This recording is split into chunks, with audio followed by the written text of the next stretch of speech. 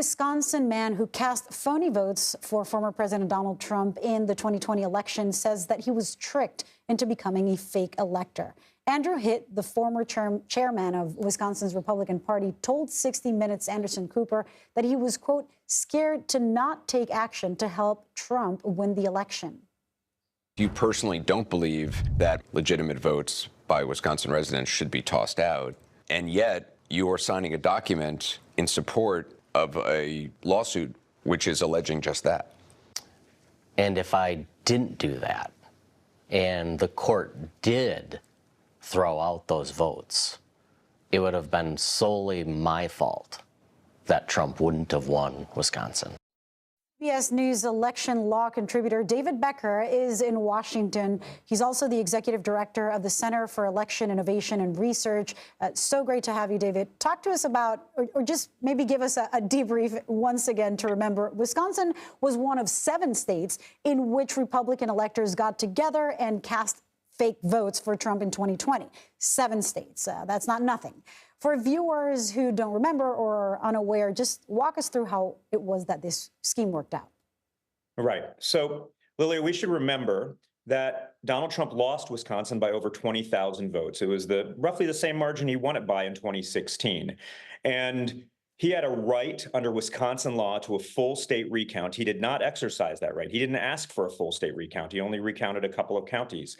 And after those couple of counties recounted, the margin of Biden's victory actually got a little bit larger. Nevertheless, there were lawsuits brought by the Trump campaign in Wisconsin, and as we know, in many other states, seeking to overturn the results of the election, alleging widespread fraud that there was no evidence for. And in Wisconsin specifically, alleging that hundreds of thousands of votes that were cast absentee, remember this is during COVID when many voters chose to vote absentee, should be just thrown out.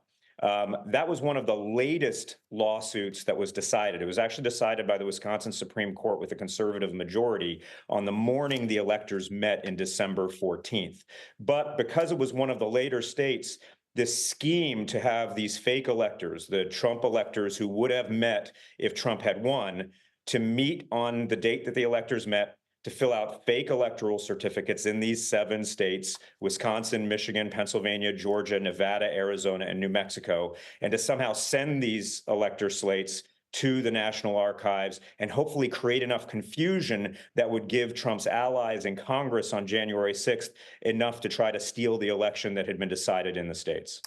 And David, how relevant, important are these alleged fake electors' scheme to Jack Smith's election interference case against Donald Trump, especially now that we hear directly from them? Right. We can say that they're very important. I just reread the indictment this morning to refresh my recollection, and there are pages and pages in that indictment that go to the 4 counts against Donald Trump in that indictment that specifically reference this scheme, that specifically reference the scheme that Trump and his unnamed in that document co-conspirators, some of them including people like Ken Chesebro, who we saw in that 60 Minutes report, were concocting the scheme to try to encourage and convince these fake electors to meet on December 14th, to send these fake slates of electors and create enough chaos and confusion that would ultimately lead to an overturning of the election in this scheme. Now, of course, it didn't work out thanks to people of principle, including Vice President Pence, unwilling to go along with this scheme, but it's very much at the core of Jack Smith's claims that might go to trial as soon as late spring. Let me ask you something. What has changed and perhaps what has weakened over the last 4 years, and how can officials prevent something like this from happening again in 2024? Well, let's start to the challenges that still remain. The forces who've tried to undermine elections have gotten much more organized, and they're very well funded. And we still see the former president on the campaign trail spreading lies about the election every day. This has actually created an environment of hostility for the public servants we rely upon to run elections, and has put a lot of strains and pressures on them.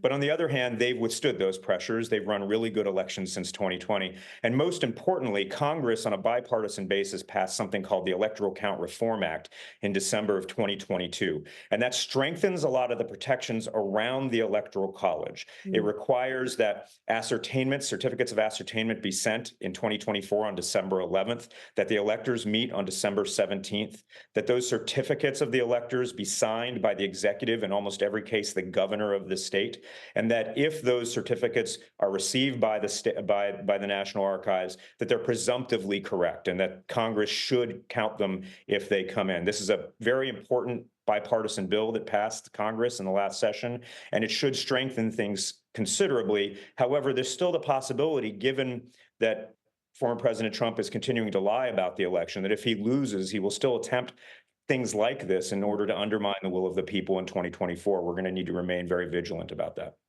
David Becker, thank you.